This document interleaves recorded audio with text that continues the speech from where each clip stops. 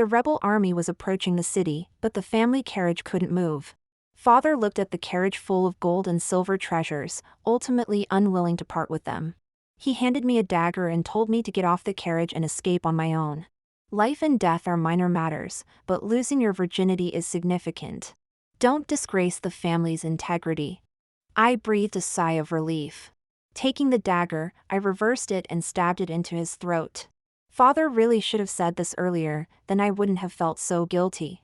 Ding! Wisnovel reminds you to click the subscribe button in the bottom right corner to read the complete novel. I am the daughter of military governor Shin from City L. Though I am a concubine's daughter, I am blessed with beauty and intelligence. And I am quite favored by my father and the household. Just look at when the rebel army approached the city. Among all the women in the mansion, my father only took me to escape, and you would know. Wan, hurry up, those rebel bandits have started a massacre in the city. The carriage was half filled with heavy gold and silver items from the storeroom. And thanks to my slender figure, I could barely sit comfortably. These treasures were originally prepared to be offered to General Wang, who came to attack the city. Who knew they would act without honor, killing County Officer Zhou as soon as they entered the city. This terrified my father to the point of losing his soul. He regretted not fleeing with the governor last night. To escape faster, father only had 2 fast horses and a very light and small carriage prepared. The usually pampered head steward had to sit on the carriage frame like a rough servant, smelling the earthy scent and horse manure. My lord, wait for me. This was concubine Fu, who had been the most favored in the courtyard in recent years. She was young and loved to act coy. In the past, my father adored her coquettish demeanor. Now, he only focused on scolding the steward for being too gentle and snatched the whip to lash at concubine Fu. After several falls, concubine Fu no longer had the strength to chase the carriage. As we drove out of City Gate, we could still hear her shrill cries and curses. Shenling, you will die a terrible death. A very familiar phrase. Father shivered and said with a grim face. A mere servant, pamper her for a few days and she forgets her status. I gently patted his back. Father, don't be angry. If you hurt yourself over such a lowly person, I would be worried. His expression softened, and he patted my arm. My child is indeed obedient and sensible. Remember, no matter when or where, never lose your dignity and status. The coachman's whip cracked through the air. Master, the things on the carriage are too heavy, the horses can't run fast. When we first left the city gates, we had already discarded some clothing bundles. But father was unwilling to throw away the gold and silver treasures. What else could be discarded? I quietly hid in the corner. Sure enough, father kicked the steward who had served him for decades off the carriage. The coachman was in his prime, strong, and the only one who could drive the carriage. In comparison, father would certainly choose to abandon the steward. Another round of wailing and cursing. Such sounds had been heard countless times today, yet father remained unfazed, saying, "Servants die for their masters, and it is a worthy death." Those fortunate enough to escape the city were dragging their families along, fleeing desperately. The poor pushed carts loaded with household pots and pans. And their immobile elderly and children, moving even slower. When the rebels caught up, they abandoned the carts and picked up their children to run. But 2 legs could never outrun horses, and soon they were all trampled into the mud. I lifted the carriage curtain to look back. Several carriages that had also escaped the city were captured by the rebels. The men on the carriages were dragged down and beheaded one by one, while the women's skirts were torn and they were violated in broad daylight. I recognized the face of the person. It was shopkeeper Sue from clothing shop, who had some wealth. His daughter usually looked down on people, but now she was begging for mercy at the rebels' feet. The coachman shouted again, "Master, the rebels are catching up, quickly throw the boxes away." But the coachman didn't know that these treasures were the foundation for father's comeback, and they were his life. Father had seen the scene just now. He was panting heavily, his forehead covered in fine cold sweat. He rubbed the boxes repeatedly. Father gritted his teeth and took out a dagger. Wan, I know you are the most filial." The carriage became deathly silent, and the cheers of the rebels outside gradually drew closer. I stared straight at him until he turned away, hastily handing me the dagger. Life and death are minor matters, but losing your virginity is significant. Take this dagger. If you encounter danger, end it yourself. I felt like laughing. I recalled when we fled, he urged us to run towards the most secluded side door, saying the rebels surely hadn't noticed that small city gate yet. In the past, he would say that only fools and commoners passed through side door, and just mentioning it would tarnish his dignity. Yet, when escaping for his life, how could he forget the arrogance of a scholar's family? He wanted to live, and I didn't want to die either. The dagger unsheathed, glinting coldly, my father looked at me with approval in his eyes. I will surely record this in the family genealogy, letting future generations know that the daughters of the Shin family are virtuous and steadfast. Before he could finish, the dagger had already pierced his neck. You, unfilial daughter. I twisted the dagger forcefully, blood splattering onto my face, staining my clothes red.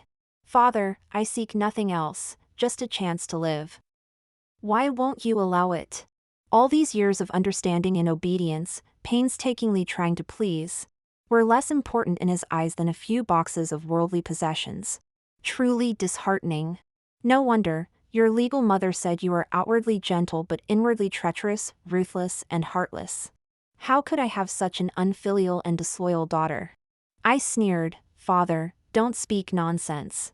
If I were ruthless, then what do you call killing your wife with your own hands? He suddenly widened his eyes. How do you know? I raised an eyebrow. Father wants to ask how I know you killed your wife, right? Husband and wife are one. Father was so focused on escaping for his own life that he forgot about his wife. As a daughter, I naturally had to inform her. I watched as my legal mother rushed to my father's courtyard, questioning why he abandoned her and fled alone. Father no longer concealed his intentions, raising his hand for a slap. You pride yourself on being a noble woman, always overshadowing me. You can't stand me favoring a few concubines, forcing your maternal family to push me to this border town. If not for you, how could I end up like this? I, a daughter of the prestigious Xia family, married beneath my station to you, always scheming for you. Without me, how could you attain the position of a fourth-rank official? I bore your legitimate eldest son, managed the household. Yet you favor concubines over your wife, and now you plan to abandon me to escape. You are utterly ungrateful. Father's face changed, drawing the sword from the wall. I always knew you looked down on me. Now, with the rebels causing chaos, you don't stay safely in the courtyard but seek your own death. I can't be blamed for this. One sword pierced through my legal mother's chest. Father's expression was ecstatic. When I see Junyang in the future, I'll tell him his mother died under the rebels' swords. Before her death, my legal mother cursed angrily. Shinling, you will die a terrible death. It was just a matter of moments, and I watched with great interest. In my childhood, I witnessed my legal mother using others to kill, and now I've learned it too. Father clutched his bleeding neck, gasping for air. Wan, I always loved you the most, only taking you with him to escape. Put down the dagger, and I will forgive you. I pouted, pushing the dagger deeper. Marrying a daughter into a noble family to seek protection is a common tactic of prestigious families. With my beauty, you must have long been waiting for the right price. You should know, I never liked those poems, songs, rules, and etiquette. To have a place in the mansion, I endured it every day. I leaned close to his ear, my voice as light as the wind. Father, just as you wanted to kill your wife, I've wanted to kill you for a long time. You will die a terrible death. I laughed. You're wrong, my birth mother said I would definitely live to a ripe old age. My birth mother was a farmer's daughter. When she went to town to buy a dowry, she caught the eye of my father, who had just had a disagreement with his legitimate wife. He forcefully took her into the mansion. She was beautiful and delicate, and initially, my father felt some pity for her. But later, every time he saw her cold face, he became angry and killed my mother's entire family along with her beloved fiancé. When my mother wanted to die, she found out she was pregnant with me. So she couldn't bring herself to do it. She was just a tool for my father to vent his anger at his legitimate wife. So how could the mansion value her? From the time I can remember, we lived in the most dilapidated courtyard, and our food and clothing were worse than the maids around the legitimate wife. Before dawn, we had to go pay respects to her. We would stand there for 2 hours. If she was in a good mood, she would see us. But if not, she would send us to the small Buddha hall to kneel and pick beans. When our knees were red and swollen, we would support each other back to the courtyard. At night, my mother would make cotton clothes for me, sing lullabies to put me to sleep, and tell me with a smile, "I am not suffering. Seeing you gives me hope. When you grow up and marry a good husband, everything will be fine." But despite our peaceful and obedient life, we were still a thorn in others' eyes. In the backyard, the wives and concubines fought, and my legitimate brother was poisoned. During the investigation, a concubine casually pointed at my mother. My father didn't even frown and used a piece of white silk to take my mother's life, even though it was later clarified that my mother had nothing to do with it. I knelt in the main courtyard for 3 days, begging my father and his legitimate wife to clear my mother's name and let her rest in peace. But until I fainted from kneeling, no one came to see me.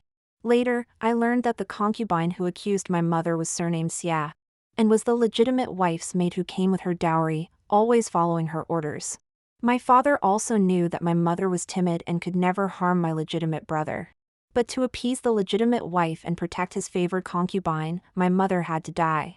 Before being strangled, my mother held my hand and repeatedly said, "Live on, living is hope. Everything else is trivial compared to life and death. Living is most important." I haven't forgotten my mother's words for a single day over the years. So I became more cautious and respectful. My father liked reading poetry and books, so I read by candlelight at night to please him. My legitimate brother loved calligraphy and painting, so I studied ancient texts, practiced diligently, and mastered the art of painting. The legitimate wife was most concerned with rules, so I served her for 10 years without complaint, enduring her beatings and insults with utmost respect. I did very well. The entire mansion was deceived by me, praising me for having the grace of a noble lady. My legitimate brother even treated me like his own sister. 2 months ago, when he left home to study, he promised to bring back the finest pens and painting supplies for me. Only the legitimate wife, my legal mother, said I was cunning and deceitful, sweet-talking but with a hidden sword. She always suspected I harmed concubine Sigh. Heaven knows, I merely praised concubine Sigh a few more times in front of my father. It was my father who wanted to promote her to a noble concubine. The legitimate wife couldn't stand it and ended the life of concubine Sigh, whom she had grown up with. How could this be blamed on me? She was such a smart person, yet when faced with love, she was foolish and reckless. Today, with my shallow scheme, she willingly fell for it, dying under her husband's sword. Ha! In this world, love is the least valuable thing. I disdainfully wiped the blood off the dagger and held it to the coachman's neck. The rebel army pursued relentlessly, and I knew that even the lightest carriage couldn't escape. "If you want to live, listen to me." I looked towards the spirited young general in white not far away, my eyes sparkling. "My path to survival, here it comes." The coachman, held at knife point, was visibly frightened and pleaded with me to move the dagger away. Seeing my silence, he grew more anxious. "Miss, they're catching up quickly from behind, we're in the same boat now." I pondered for a moment and nodded, "All right." The moment the dagger left his neck, the coachman seized the opportunity to snatch it away and threw it to the ground. Looking at the chest filled with gold and silver treasures and my frail self, he sneered. "Such delicate hands, miss, you shouldn't be wielding weapons. Better suited for untying my belt." Before his rough, dark hands could touch my skin, a sharper dagger had already pierced his chest. I blinked. "You're really foolish. This is the one meant to kill you." Traveling alone with father, such a good opportunity, how could I not bring a weapon? But he was truly stupid. I had just killed my own father without batting an eye. Yet he thought I was a weak woman who would easily trust an outsider's words. "You, venomous woman." The dagger wasn't deeply embedded, and he still had some strength left to grab my throat. As he spoke, a young soldier in white had already arrived in front of me. I leaned out of the carriage and shouted to him, "General, save me." He drew his bow and shot in one fluid motion. And the coachman mumbled through blood as he fell from the carriage. After he helped me down from the horse, I bowed gracefully with tears in my eyes, holding my chest. "Thank you, General, for saving my life." The young man looked at me, his ears gradually reddening, and turned his face away, speaking softly. I'm just a vanguard, not yet a general. Just now, the general saved many civilians. Wan saw it all. With such love for the people, it's only a matter of time before you're promoted. He scratched his head. Your name is Wan, right? That servant seemed to call you a venomous woman? I cried uncontrollably. He took advantage of the chaos in the mansion. Killed my legitimate mother and father, and then tried to harm me. I swore I'd rather die than submit, so I stabbed him. Does the general also think I'm cruel? The young man repeatedly apologized after hearing this. His eyes filled with sympathy, and personally rode the horse to take me back to the mansion. I also learned that his name was Song Wenlon, and at just 18, he was already a 6th-rank vanguard. His father was the first general under Prince Jing, the renowned General Song. The accompanying guards all called him Young General Song. I held on to his garment timidly. Can I call you Brother Wenlon? I have no family here. He hurriedly handed me a handkerchief. His fingertips inadvertently touching my hand, turning his face completely red. Such an innocent young gentleman. I and your brother both studied at Soaring Academy, considered half-brothers in learning. So you can regard me as a brother. I was momentarily stunned. Song Wenlon said, he entrusted me to look after your family and instructed my subordinates. Who knew I would arrive too late and let you be harmed by the treacherous servants?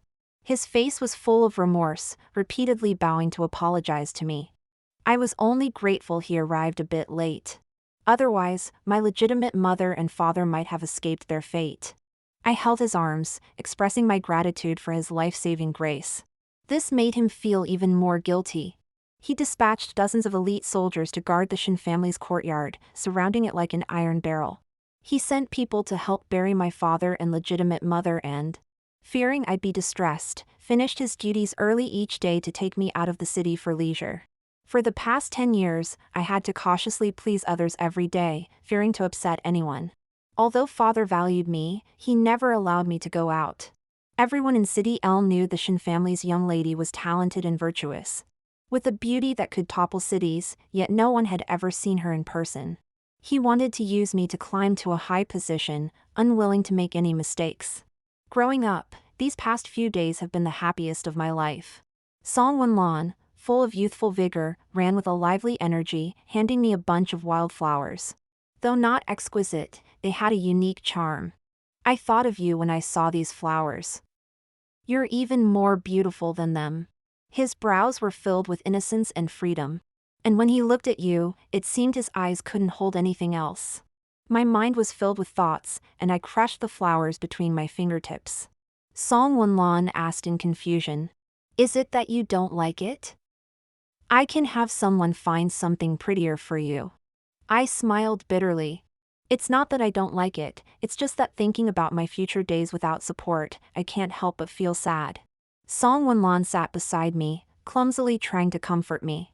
Don't be afraid, just treat me as your own brother. I'll protect you for a lifetime.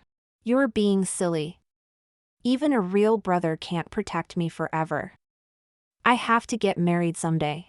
Suddenly, Song Wenlon grabbed my hands tightly, his eyes overflowing with deep affection. Wan, you should have realized by now that I truly admire you. From the first moment I saw you, I fell for you. I lowered my head, squeezed out a few tears, and shook off his hands. Since ancient times, marriages have been arranged by parents and matchmakers. Your abruptness today shows you look down on me. No, I cherish you deeply, Wan. I'll write to your brother to ask for your hand in marriage. Wait for me, Wan. He stood up and ran, stumbling awkwardly, then turned back to give me a foolish smile. Halfway through, he ran back, with some grass stuck on his head. Wan, I should first take you home. I laughed behind my handkerchief. For several days, I was in a good mood. Until concubine Fu came to me, flauntingly mocking. You're happy too early. Young General Song already has a fiancée, a noble lady from a prestigious family. Unlike you, a mere concubine's daughter. She was luckier than my father, caught the eye of the leading General Wang, and survived. Now she dresses in red and green, adorned with gold and silver jewelry. More glamorous than when she was in the mansion. If you're smart, you should accept General Wang soon.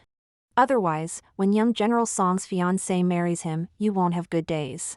I continued leaning against the railing, casually scattering fish food. When did you become a procuress? That General Wang has crooked teeth and a face full of flesh. How can you bear it? Though my father is a hypocrite, he maintains a scholarly demeanor. Concubine Fu is truly tolerant. She turned red with anger, pointed at me, and cursed. What kind of good person are you? A hypocritical wench, you used to complain about me to your father. And now you're seducing young General Song. I'll expose you. Young General Song is not only more handsome than General Wang but also has a superior family background. Concubine Fu, just 3 years older than me, can only follow an old man without status. Naturally resents seeing me marry into a high family. I laughed instead of getting angry, leaned closer to her, and said, I advise you to be more sensible. When I marry into the Song family, you won't even be worthy to carry my shoes. Even as a concubine, I looked her up and down, covered my mouth with a smile. It's better than you serving 2 husbands. You. As she raised her hand, I pretended to be scared and fell backward into the lotus pond. Song Wenlan rushed over, jumped into the water, and saved me. I leaned softly against him, biting my lip. Brother Wenlan, you saved me again. He said nothing, carried me to my room in large strides. Even after the doctor checked my pulse and prescribed medicine, he remained silent. After the maid served me the medicine, Song Wenlan suddenly spoke. I saw everything. My heart sank. I forced a smile. What are you talking about? I don't understand. I saw you provoke her and then fall into the pond yourself. Song Wenlan asked me why. I almost laughed. How naive he is, not seeing concubine Fu's constant pressure on me. If I showed any weakness, she would immediately send me to General Wang's bed. Song Wenlan said, Wan, I always feel that even though you're in front of me, it's like you're far away. Why can't you trust me more? How could I trust him? I just learned from concubine Fu that he originally had a fiancé. I turned away, letting a few crystalline tears fall. Song Wenlan walked to my bedside, raised his hand to wipe my tears but hesitated to offend me. I've ordered concubine Fu to be beaten 20 times and thrown out of the city. No one will know about today. Wan, that engagement was just childhood talk, not serious. Now I have someone I truly admire. Tomorrow I'll write to my parents, asking them to fulfill our wishes. Speaking deeply, he tugged at my sleeve. I'll treat you well for a lifetime, Wan, don't doubt me. He didn't blame me for framing concubine Fu. Only upset that I didn't tell him my troubles, his eyes full of concern. I felt a mix of emotions. For the first time, someone chose me unwaveringly, regardless of right or wrong. I threw myself into his arms, as if to cry out all the grievances of the past decade. Song Wenlan's front was soaked. He pointed at his clothes and said, Now it's done, Wan has cried all her tears today. With me protecting you, you won't suffer any grievances. He waited for me to rest, then eagerly went back to write the letter. My parents will surely like you. The maid Hongyu flattered, young General Song treats Miss so well, Miss will surely be happy in the future. I glanced at her sideways, continued to play with the new jade hairpin. Hongyu was originally a maid in the legitimate mother's courtyard. Always competitive, often making things difficult for me during greetings. Now I'm the only master in the mansion, she wishes to immediately turn into a lapdog at my feet. The jade hairpin was sent by Song Wenlan, the magnolia pattern and quality were excellent. But still not as dazzling as the gold hairpin which I preferred. When the gold hairpin brushed past Hongyu's face, she trembled uncontrollably. I chuckled, don't be afraid, as long as you please me, you'll also have good days. Hongyu kowtowed repeatedly. It's chaotic outside the city now, better let concubine Fu enjoy her retirement. I inserted the gold hairpin into her hair, praised, what a good maid. Song Wenlan sent the letter urgently, and the reply came quickly. Seeing his furrowed brows when he came to find me, I knew the letter wasn't to my liking. My parents haven't met you, they don't know what a good girl you are.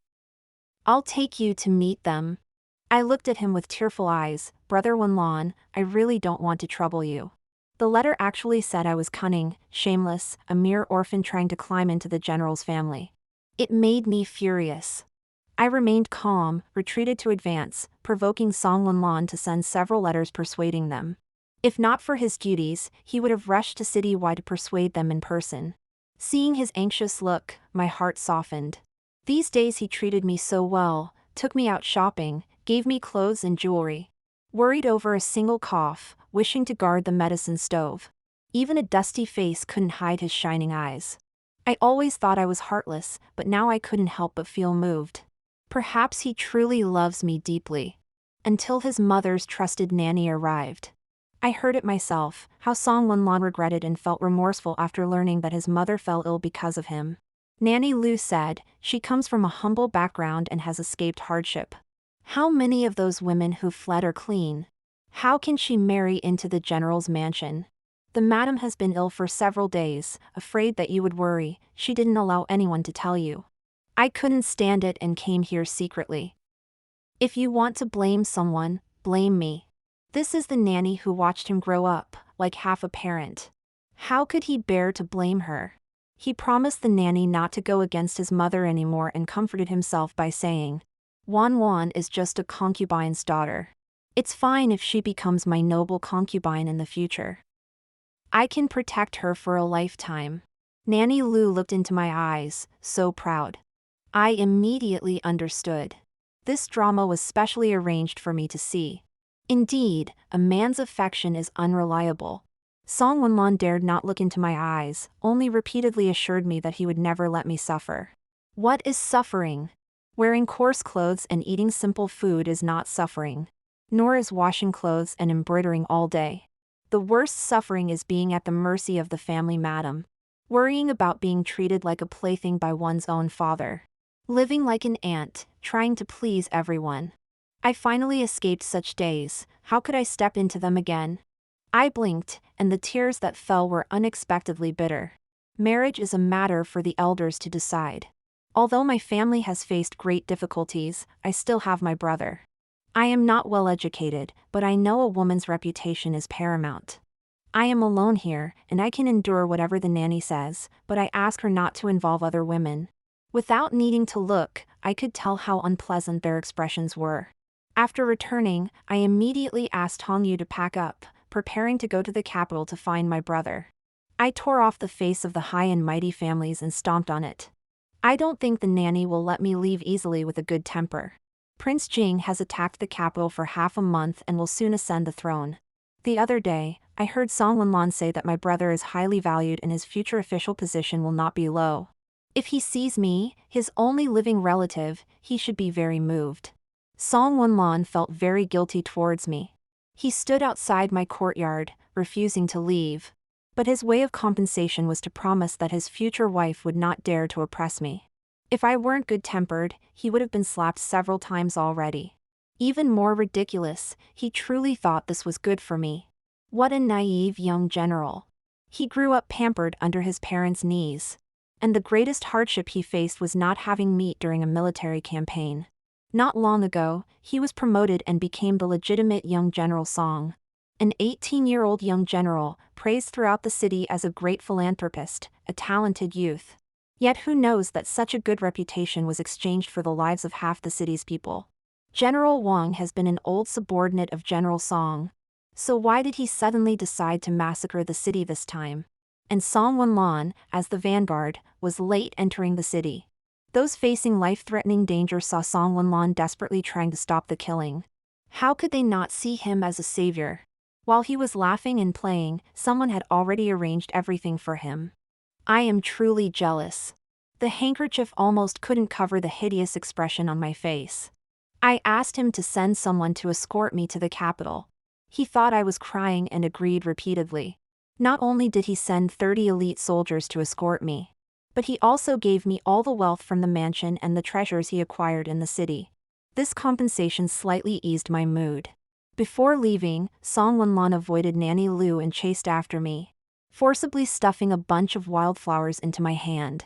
Wan Wan, wait for me. I will definitely make your brother agree to us. I nodded with tears, then turned and crushed the flowers underfoot. His so-called effort is to make my brother agree to me being a concubine, truly ridiculous. On the way, Hongyu kept nagging. Young General Song is a talented youth, his future official position will be even greater. Actually, being a noble concubine is not bad. Young General Song likes you so much. When you give birth to a boy in the future, even the general's wife will have to look up to you. I was annoyed to death. Being a concubine and giving birth to a child like me, despised as a concubine's offspring, what good is that? Soon we would reach the capital. I stopped the carriage and ordered Hongyu to help me into the forest. The further we walked, the denser the branches became, and Hongyu couldn't help but feel scared. "Miss, it's far enough, they can't hear." I saw an open space ahead, it should be a cliff, and I waved for Hongyu to turn around. I asked, "How is concubine Fu?" Hongyu approached me with a sense of accomplishment. I paid someone to break her legs, and she didn't last 2 days before she was gone. I suddenly pushed her, "Then thank you very much." I leaned forward to look down the cliff, it was unfathomably deep. Even if Hongyu had 9 lives, she couldn't have survived. Alas, she had been serving me well lately, and I didn't really want to kill her. But she simply knew too much. After my brother went away to study, my legal mother invented many ways to torment me. Even the maids in her courtyard, like Hongyu, dared to mistreat me. Twice, when I went to pay my respects, she refused to announce my arrival, leaving me to bake under the sun. But that only happened twice, because the third time I went to pay my respects, her foster mother, my legal mother's trusted nanny, was suddenly beaten to death the day before. She was old, and her schemes were many, but to think she wanted to climb into my father's bed. My legal mother hated anyone who coveted my father the most. Truly senile, she couldn't remember that. Hongyu also received 20 lashes for living with her. After recovering, she never dared to appear before me again. Until the day the city fell, she was packing in my legal mother's room when she overheard my instigation. When I was sent back by young General Song, she immediately came over to pledge her loyalty. If someone was willing to do my dirty work, I was naturally happy to oblige. But as I was about to start a new life, I couldn't leave any threats behind, could I?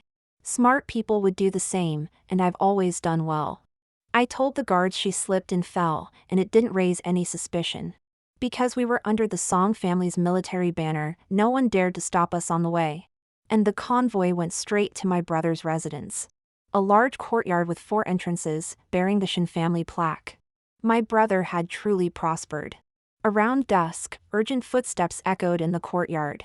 Just as I was about to look, I was pulled into an embrace. The sharp scent of cedar filled my nose. The person holding me seemed to be trembling, and I was almost suffocated. "Brother, let go of me."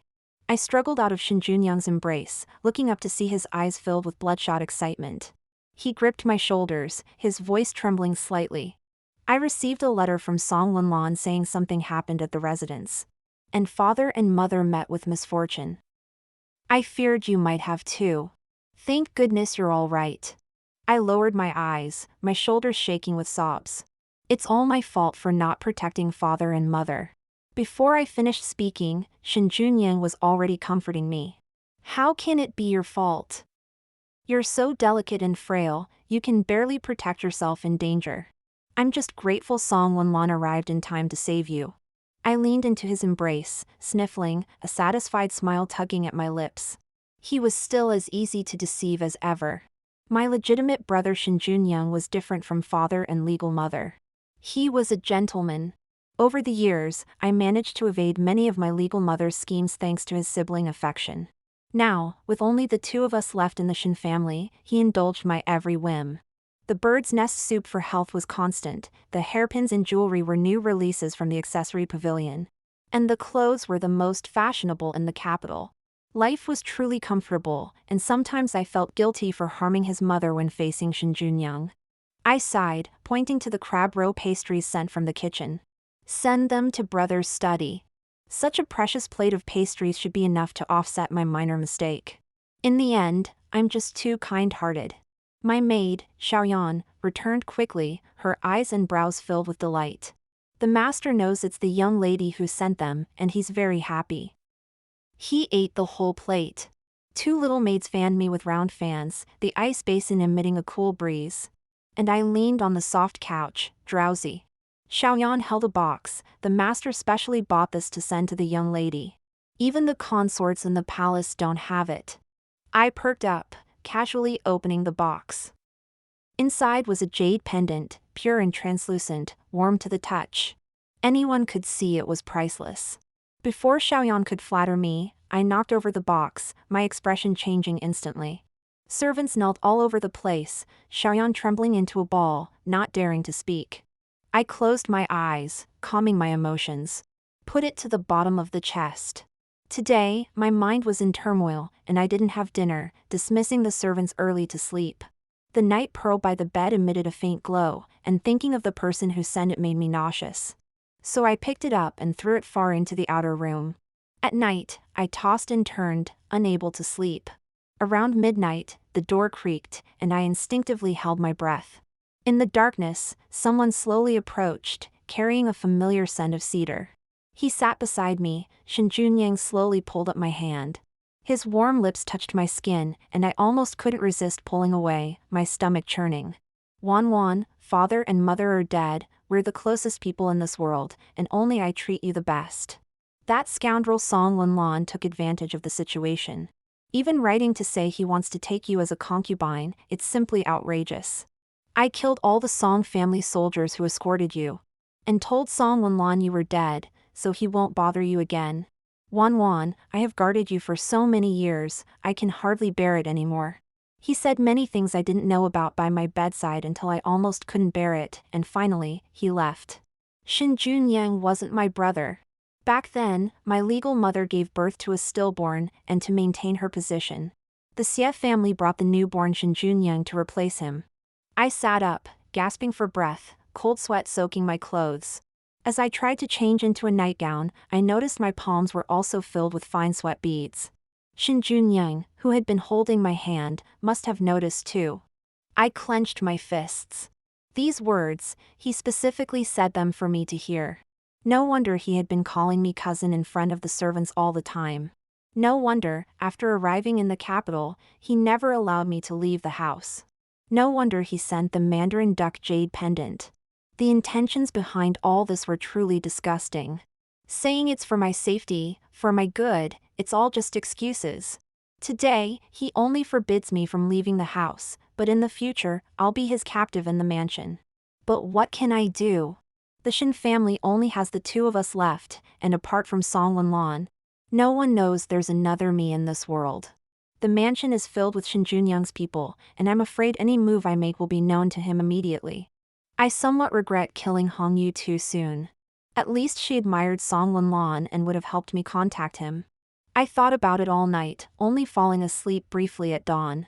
While getting ready in the morning, Xiaoyan noticed the shadows under my eyes and cautiously asked, "Does the young lady have any worries?" I had an idea, and curved my lips. "It's just that brother's birthday is coming up, and I don't know what to gift him." "Do you know what he likes?" Xiaoyan was very happy, and while helping me get ready, she said, "The master is busy with official duties, and even when he has free time, he only paints in the study. I'll secretly tell you, the women in the master's paintings all resemble the young lady. But, as long as it's from the young lady, there's nothing the master doesn't like."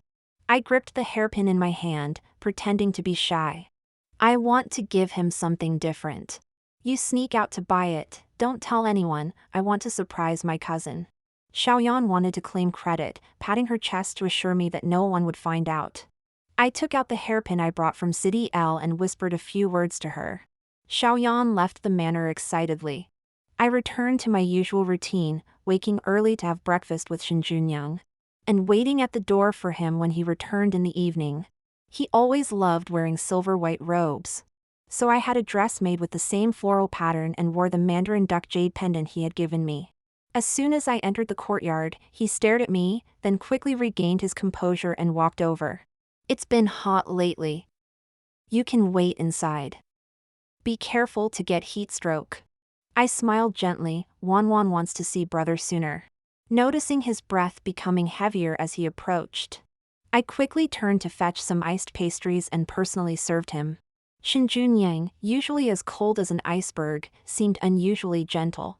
I seized the moment. I heard Felicity Temple is quiet and serene, a great place to escape the heat. Brother, take me there tomorrow on your day off. Before I finished, he began to refuse. The emperor has just ascended the throne. There is still unrest outside. Please, I shook his arm and pleaded. I feel stifled in the manner and have developed a rash on my arm from the heat. I lifted my sleeve, revealing my fair and delicate arm. Since discovering that Shin Junyang and I were not related by blood, such actions had become much easier. He was mesmerized and, after my coaxing, reluctantly agreed but still reminded me to wear a veil and avoid contact with strangers. On the way, feeling anxious, I asked Xiaoyan again if she had followed my instructions. Xiaoyan nodded. The young lady said not to use the manor's money to let the master know.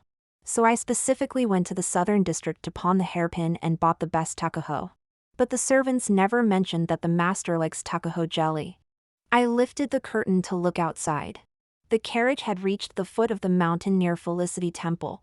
With few people around, only a few old farmers selling fruit by the roadside. The farmers wore wide straw hats, their muscular arms exposed under their sweatshirts. Clearly, they were not from a family struggling to make ends meet. I lowered the curtain with a soft laugh. Whether Shin Junyang liked it or not didn't matter. What mattered was that Song Wenlan loved the pastries I made for him. 30 Song family soldiers had died, so how could Song Wenlan not be suspicious? The hairpin pond was a gift from him, and the takuho jelly was his favorite. I was betting that he was definitely looking for me. It didn't take long for Song Wenlan's voice to be heard outside. The coachman must have received a signal, turning the carriage to avoid Song Wenlan. I couldn't hear the conversation between Shin Junyang and Song Wenlan clearly. So I simply stuck my head out and shouted, "Brother, what's happening?" Song Wenlan rode over angrily. "Shin Junyang, you said you haven't seen Wan, but clearly you've hidden her away." Shin Junyang also came to stop him, and their guards each helped their masters, causing chaos. I took the opportunity to kick the coachman off the carriage and used the hairpin to stab the horse's rear. The startled horse took off with Xiaoyan and me, with Song Wenlan and Shin Junyang rushing to rescue us. In the bustling market, Song Wenlan finally controlled the carriage and rescued me. Wan, I finally found you." I steadied myself, removed my hat, and thanked him. There was a chorus of praise around us. "What a beautiful girl! Whose family does she belong to? Truly a beauty." Shin Junyang's face changed drastically, trying to shield my appearance. But it was too late. Prince Qing approached and asked Shin Junyang, "Lord Shin, who is this young lady?" Before he could answer, Song Wenlan said, "She is Shin Junyang's sister, who just came to the capital from City L last month." Shin Junyang's face turned pale, gritting his teeth. "Yes, she is my sister." Prince Qing laughed heartily, patting Shin Junyang's shoulder. "Your sister is stunning. She will have great fortune in the future." His words came true quickly. 3 days later, the decree arrived, naming me as Prince Qing's secondary consort. All my careful planning had paid off. Shin Junyang paced outside my courtyard, standing like a stone until the dark of night. I was sleepy, yawning constantly but afraid to sleep. Rubbing my eyes, I asked someone to bring Shin Junyang inside. As soon as he entered, he heard my sobbing and rushed to my bedside to comfort me. "Wan, I'll request to reject the marriage tomorrow. You can't marry that frivolous prince." I turned around, showing half of my tear-stained face. "Brother, you mustn't. Defying the decree is a grave crime. I don't want to see you punished by the emperor. It's my misfortune." I had exhausted my efforts to achieve my goal. I couldn't let him ruin my plans. For the first time, he showed anger. If my position were higher, how dare he directly request the decree? The emperor had ascended, and Shin Junyang had made significant contributions, so his rank shouldn't be low. But when it came to appointments, he only received a 5th-grade idle position, even lower than his former subordinates. I was also resentful. If his rank were higher, how could I be just a secondary consort? Despite all the scheming, I ended up as a concubine. I wiped away my tears, making my red, swollen eyes look even more pitiful. It's not brother's fault. The current emperor's mother had a poor background and was bullied by those from good families. so His Majesty dislikes aristocratic families. Brother was implicated by the Xie family. Shen Junyang lowered his eyes, seemingly talking to himself. The Xie family is my maternal family. Though they were arrogant and oppressed the people, what could I do? I pursed my lips. He had said it by my bedside. The Xie family was heartless. Even as a concubine's child, he was still a descendant of a noble family. Yet he was casually taken to a minor official's family by the Xie family head. If not for accidentally discovering it, he would have been trapped in a small town for life. He barely managed to use the Xie family's influence to enter the academy, only to be looked down upon, while Xie family members rose steadily. How could he not resent the Xie family? Brother, if you put justice above your maternal family and ask the emperor to spare your grandfather's life after the trial, others will only praise you for your integrity and generosity. Shen Junyang was silent for a long time, then touched my hair. Wan, I do it all for you. I inwardly sneered. By blaming me, he could step on the family that had cared for him for over a decade without guilt.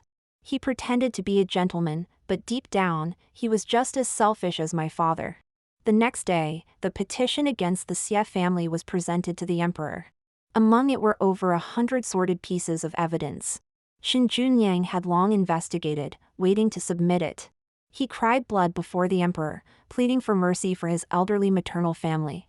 The emperor agreed, leaving only the 70-year-old Xie family head among hundreds of Xie family members, including infants. The old man faced hundreds of family corpses and had to thank the emperor for his mercy. Shen Junyang went to receive him and was slapped hard. Beast, you have a cruel heart. This is your flesh and blood kin. I await your retribution. Shen Junyang returned dazed, standing like a stone in my courtyard again. By now, I had become adept at comforting him. It's all for me, all for me. Shen Junyang was promoted to chancellor, a true close minister to the emperor. He was in high spirits. I was very jealous. In terms of righteousness, I was far more ruthless than him. But my decree as a secondary consort couldn't be changed. However, with brother's high rank, I could stand taller in the prince's mansion. And if I bore a child, I might be elevated to the primary consort. While out buying dowry, Song Wanlan, whom I hadn't seen for days, stopped me. Wan, how can you marry Prince Qing? Have you forgotten about our days in City L? We promised to be together for a lifetime. My heart tightened, and I quickly looked around. Fortunately, the weather was hot, and there were few pedestrians on the road.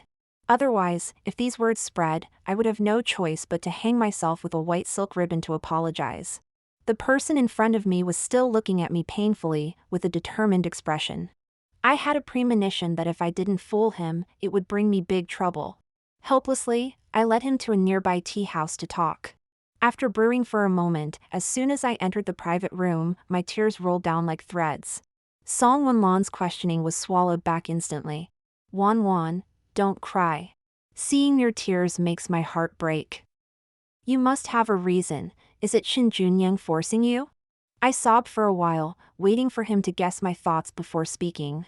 You already know, so why ask me? You're sad, and my heart is also torn. I only hate that as a woman, I have no control over my fate. In this life, we are destined but not fated. If there is a next life. No need to say too clearly, Song Wanlan already had a conclusion. He clenched his knuckles until they cracked, and slammed the table, startling me. Shen Junyang, what a hypocrite and a true villain, deceiving me by saying you passed away.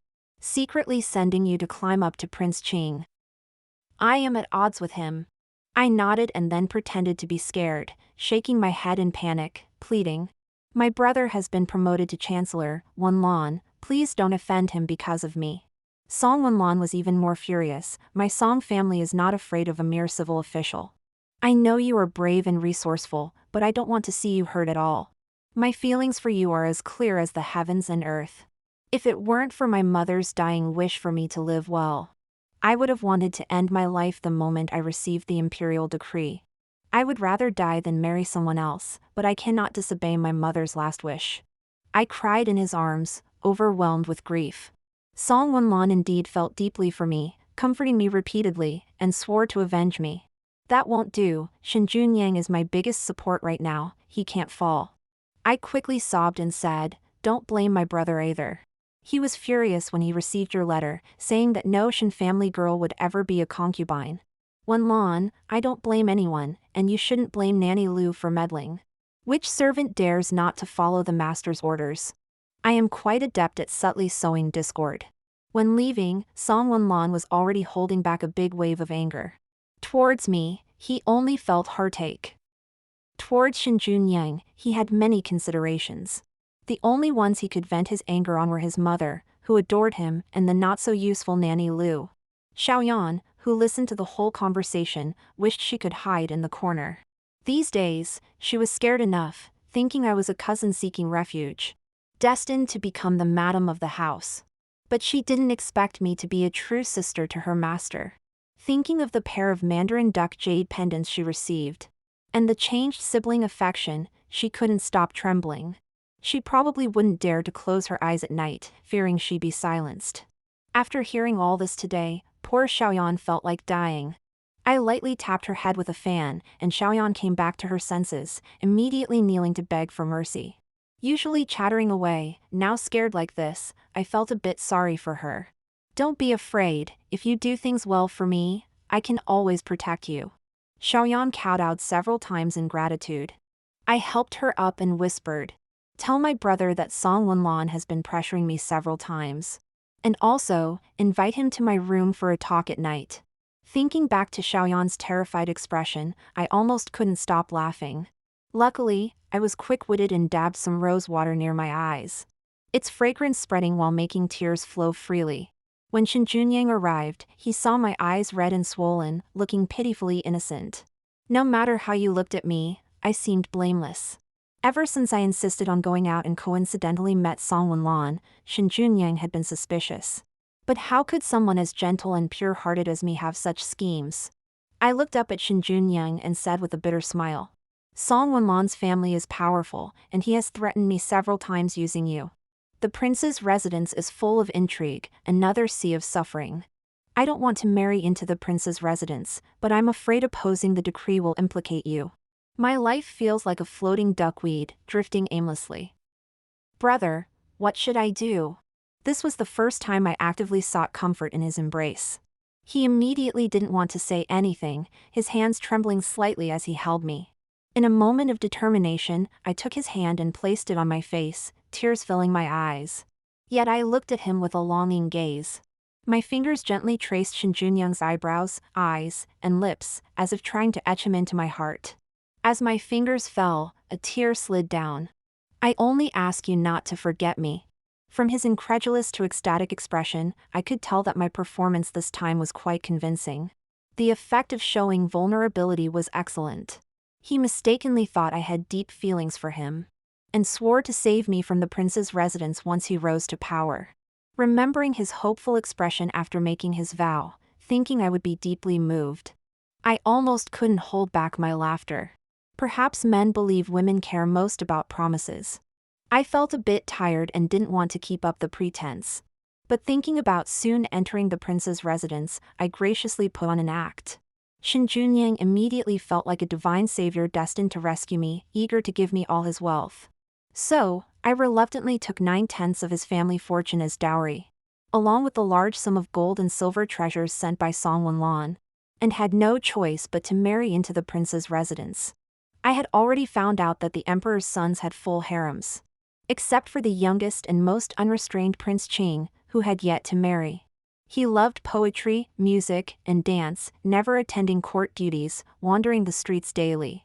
Yet, the emperor favored him, unwilling to say a harsh word, even granting his sometimes absurd requests. Upon learning this, I realized he was my best choice to escape the mire. Fortunately, he did not disappoint me. He loved beauties, and my looks were well known in the capital, with an added delicate charm that noble ladies lacked, making people unable to resist pitying me. Prince Qing was very fond of me, personally accompanying me home after 3 days of marriage, a ceremony reserved for the main wife. The harem had 8 concubines, the highest rank being a mere attendant. And regardless of their true feelings, they all showed me respect. Prince Qing favored me for a month, and in the height of passion, he promised that once I bore a son, he would request the title of main wife for me. That would be a first-rank princess. Just thinking about it made me ecstatic. Father, oh father, when you handed me the knife to end my life, could you have imagined I'd have such fortune?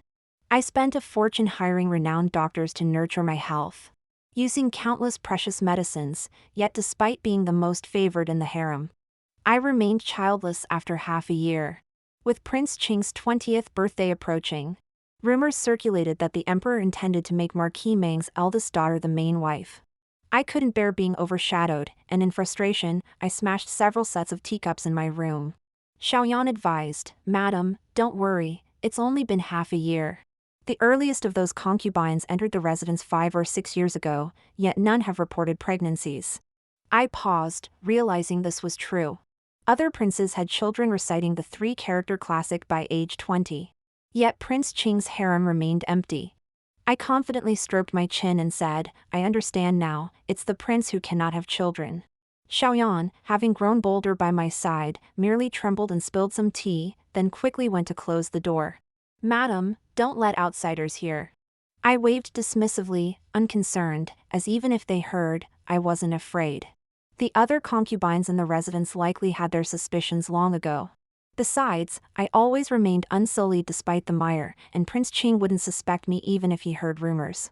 I disdainfully tugged at the moon-white robe I wore, embroidered only with a few white plum blossoms, plain and dull. To maintain my image, I hadn't worn my favorite red dress in ages. After marrying into Prince Qing's residence as a secondary consort, I could no longer wear bright red dresses. Seeing my displeasure, Xiaoyan quickly brought out my favorite treasures. I picked up 2 gold hairpins to play with, yet still felt troubled. Life is difficult for women. Relying on parents when young, on husbands after marriage, and on children when old. But my mother passed away early, and my father was ready to abandon me in adversity.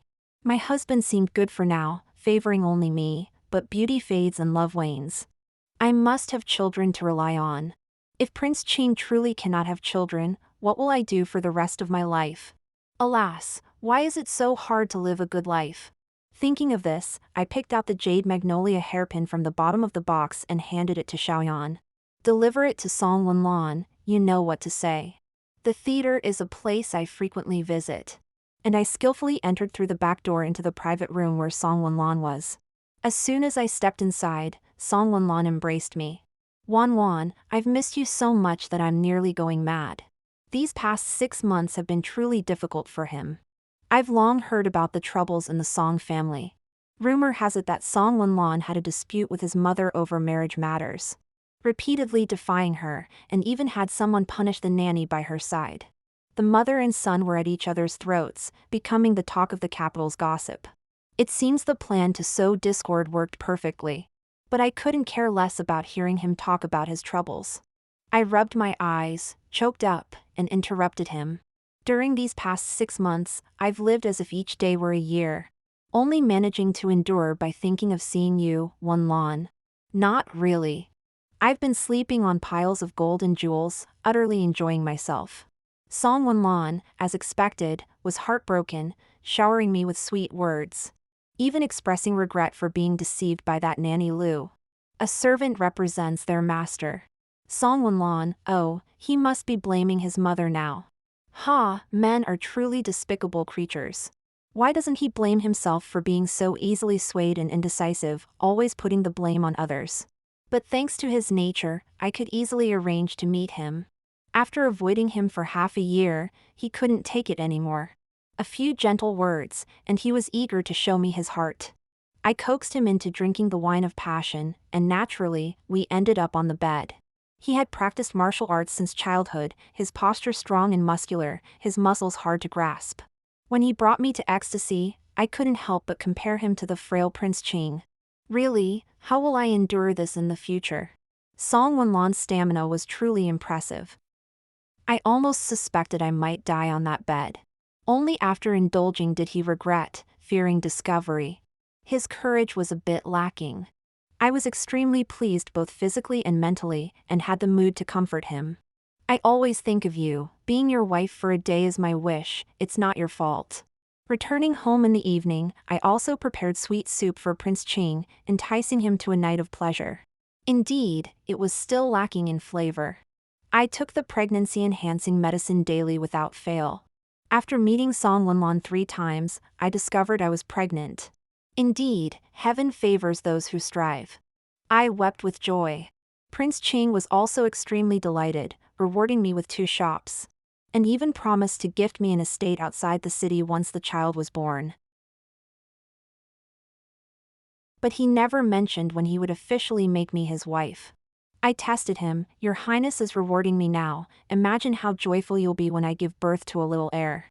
He frowned, warning me not to speak out of turn. After he left, I angrily smashed the teacup. Despicable man! Promising me the position of official wife in bed, only to deny it once off. The news of my pregnancy reached the palace, and gifts came from all directions. Especially Prince Ching's mother, noble consort Su, who sent several female physicians and experienced nannies. However, I was not very pleased. This old nanny is truly hateful, always inadvertently speaking of etiquette and rules, saying that a concubine must respect the main wife and should not become arrogant due to favor. I don't like to hear it, yet she insists on saying it. So, I could only feign a miscarriage and have Prince Ching send the nanny to another courtyard. Actually, it was of no use, as the person was bestowed by noble consort Su, conveying her intentions. What angered me the most was when I went out to attend a banquet and encountered Meng Shan, the eldest daughter of Marquis Meng. Although there were rumors in the capital that the emperor intended for her to be Prince Ching's wife, she was still a commoner and dared not to salute me. She looked down on me and said, "No matter how noble a concubine is, she is still a concubine. How can she deserve my salute and greeting?" She lightly laughed and glanced at my belly, her eyes full of malice. "What if you give birth to a child? With just a word from me, it would be raised by me. Although I have only raised cats and dogs in the past, I suppose it's the same." It infuriated me. I had these words passed to noble consort Su. As the emperor's concubine, she was also quite angry but had to cover for Meng Shan.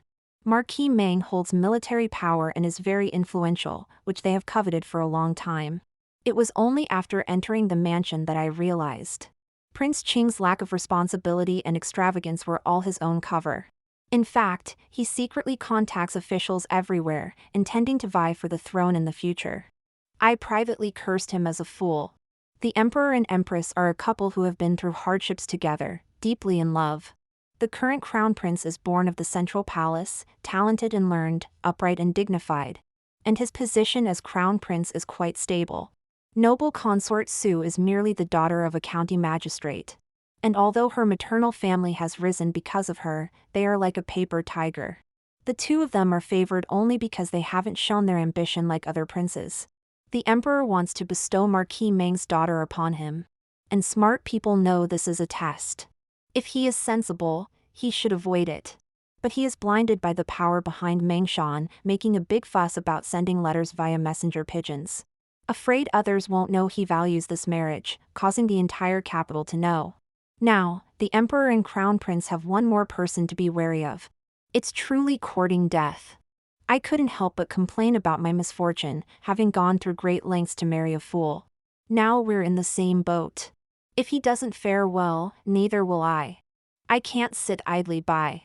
After finally enduring to 5 months, the imperial physician determined it was a boy, and I began to act.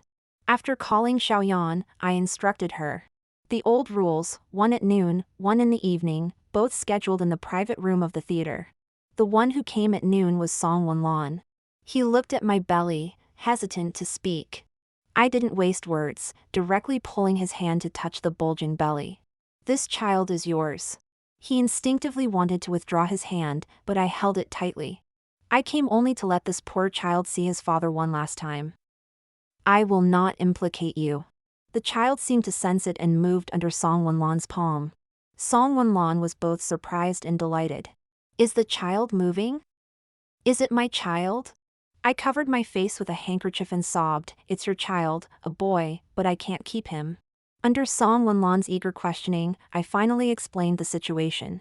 Meng Shan is soon to marry into the prince's mansion. She has said she won't let our child take the position of the eldest son and will eventually harm the child. Song Wenlan helped me sit down and said angrily, "What a vicious woman, Wan. Don't be afraid, I will risk my life to solve Meng Shan for you." Fool! Solve one Meng Shan, and there will be another Su Shan, Wang Shan. I will still be under control. Unless the real root of the problem is removed, I won't have a good life.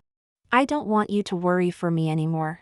Prince Qing will marry eventually, and who can guarantee the future princess will tolerate a concubine's eldest son? Neither the child nor I will survive. Song Wenlan said urgently, "Then what should I do?" I wiped the tears from my cheeks and said softly, "If Prince Qing dies and our child inherits the title, it might be better." At this moment, Song Wenlan looked at me with an unfamiliar gaze, as if he was meeting me for the first time. I pushed him away, my expression filled with sorrow. "I know you must think I'm heartless, but this child is our flesh and blood. I can't bear it. Even before he is born into this world, someone already wants his life." I had said before that Song Wenlan was easily swayed. After a round of pleading and persuasion, he eventually agreed. Next was Shin Junyang. He was more ruthless than Song Wenlan. As soon as I cried and complained, he hurriedly wanted to help me deal with Meng Shan. These men are all the same. When faced with issues, they first want to solve the women involved. Pathetic. When he heard me mention Prince Qing, his reaction was even more intense than Song Wenlan's. Startled, he stood up, retreated repeatedly, and hastily said it was impossible. I didn't argue, just cried and bid him a final farewell. "You and I share the same bloodline, and this child in my womb also carries the same blood as you. Now that I'm leaving with him, I only hope that in the next life, when we are reincarnated, we won't be siblings, and I can fulfill my wish to have this child return to my womb." He hesitated, looking at my belly, and after struggling for a while, he indeed softened. Upon returning to the mansion, I drank 3 bowls of soup in a row. Crying all day had made my throat sore. Xiaoyan continued to serve me personally. A servant who knows one important thing cannot be kept, but if she knows 10 important things, she will be more cautious than the master, absolutely not leaking anything. After all, if any of it gets out, she would be executed. Song Wenlan and Shin Junyang acted swiftly. Coincidentally, during the campaign against bandits outside the city, Shin Junyang recommended Prince Qing as the main general, and Song Wenlan recommended Marquis Meng to assist. Prince Qing thought Shin Junyang was helping him to achieve merit, and after returning to the mansion, he showered me with affection. A month later, news came that the campaign against bandits was unsuccessful, and Prince Qing died. The Song family army was indeed brave. I fainted in the palace, almost miscarrying. The emperor was furious, stripped Marquis Meng of his title, and seized his family's military power. Taking back the military power, yet losing a son. It's hard to tell whether the emperor felt more joy or sorrow. Noble consort Su lost her only son and hated Meng Shan, her prospective daughter-in-law, even more. She cried before the emperor, accusing Meng Shan of being cursed and bringing misfortune to her husband, and pressured the emperor to decree that Meng Shan be buried with the lowest status of a concubine. For this, I happily ate an extra bowl of rice. Don't blame me for being cruel. Victory and defeat are always like this. Moreover, I merely said a few words in front of noble consort Su. What Meng Shan said at the banquet that day made me so angry that I couldn't sleep well. It's only fair. Since then, noble consort Su has treated me increasingly well. Not only requesting that I be titled Princess Qing but also keeping me in the palace to care for me personally. Endless supplies of supplements were sent, as if wishing to elevate me to the heavens. After 10 months of pregnancy, the fruit was ripe. I successfully gave birth to Prince Qing's posthumous child. Noble consort Su cried tears of joy. "This little one looks just like his father when he was young." I forced myself to take a look. Fortunately, only his brows resembled Song Wenlan, the rest looked very much like me. Since Prince Qing's death, the emperor was deeply saddened and fell ill, requiring constant medication thereafter. The other princes fought openly and secretly. My child was named Wen Zhao by the emperor, coincidentally sharing the same name as his biological father. Song Wenlan was not very pleased, and in private meetings, he only called me by the nickname Momo. As Momo grew to 3 years old, he increasingly resembled Song Wenlan. I dared not let him stay in the capital any longer. I discussed with noble consort Su.